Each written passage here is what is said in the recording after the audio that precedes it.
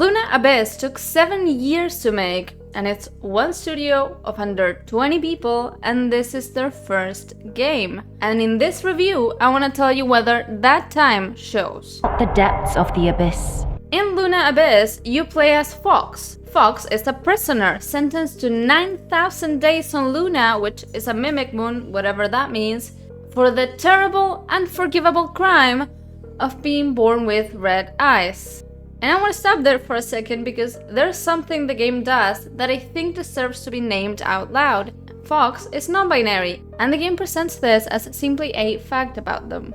There is no subplot about it, not a moment where everything stops so the story can acknowledge it, or turn it into a conversation, or make it mean something beyond what it is. This is just who Fawkes is, and the developers have said directly that they wanted to normalize these things and weave them into the fabric of the world. And they even cast voice actors to authentically represent those characters. You almost never see this executed this cleanly, especially not in this kind of game, so props to them. Anyway, Fawkes is not alone in this world. Kind of. They have an AI warden called Aileen, and at first I thought she was a floating head, but it turns out she's more of a snake. Yeah, it's hard to tell.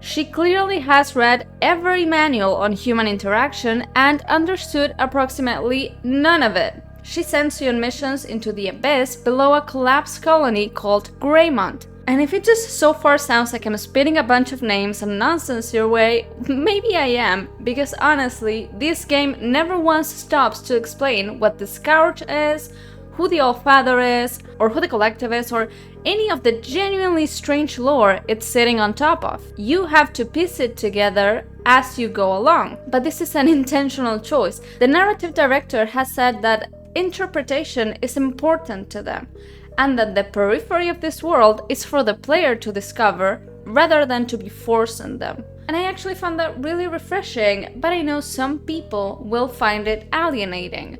So know which one you are before you buy this game. Now, let's talk about the world.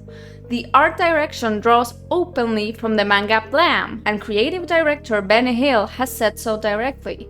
If you don't know this manga, it's basically about a lone figure navigating a megastructure so vast and so hostile that it has ceased to make any sense whatsoever. The team also cited Soviet constructivist brutalism and, interestingly, creepypasta and the backrooms as inspirations. And you feel that immediately in this game. The first level is all incomprehensible, brutalist scale pipes, grated floors, darkness, all with red light bleeding through every gap. Looks like somewhere that was built by something that does not care whether you survive it. There's a ladder section that opens up into this pale blue sky above crimson trees and frost-covered ground, and I genuinely stopped moving for a second because the contrast was so unexpected. By the way, I kept doing that throughout, just stopping to look, which is a weird impulse when something is actively trying to kill you. Which brings us to the combat. The team has cited Nier Automata as a direct inspiration for the bullet hell design, and Metroid Prime for the feeling of exploring an alien environment with your gun as the primary tool for interacting with the world. Both of these comparisons will make sense once you play the game. The other games people keep reaching for is Returnal and Saros, and I get it, kind of. Both games drop you into a hostile sci-fi world, they both bury you in bullet patterns, and they both ask you to learn through dying. But I do want to push back on that comparison a little though, because Luna Abyss is a considerably more forgiving game, at least until the bosses show up. The core mechanic here is that your guns do not run out of ammo, they overheat. So you're switching weapons constantly, and not because you're out of bullets, but because you're managing the heat. Each weapon also has a specific tactical role, so the shotgun breaks blue shields, the sniper handles purple ones. There's also a drain mechanic where tapping F pulls health directly from enemies, and if you hold it, it detonates them and everything nearby. Which means that on Warden difficulty, the third tier and the one I played on, Regular enemy encounters rarely actually threaten you unless you're genuinely spaced out. I am not a hardcore gamer, I want to be clear about that, but I still found regular encounters pretty comfortable throughout the game. That is, until this guy showed up. Teeny tiny, not even a morsel.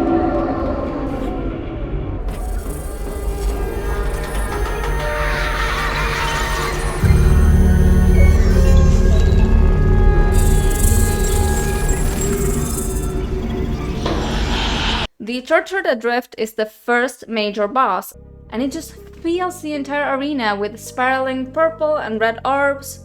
I died a lot, but I didn't mind, really. Now, the voice cast. This game is fully voiced, and the performances are genuinely good in places. They are good enough that the uneven ones stand out more than they might have otherwise. The stand-up credit is Amelia Tyler, who is the narrator of Baldur's Gate 3, which is not a small name to have on your debut game. Now, in my opinion, some characters land exactly right, others feel underdeveloped in ways that are hard to ignore, and despite everything the game does to build atmosphere around Fawkes, I haven't fully connected with them yet. And in a game that's this dependent on its characters to carry you throughout the harder stretches, that's a real gap. Another issue for me is that it takes about 3 hours to complete what feels like an overstretched tutorial. I hate to be the impatient gamer, but this game feels so good once you have all your tools that having to wait 3 hours to get there, I feel like that might deter some people from continuing to play the game.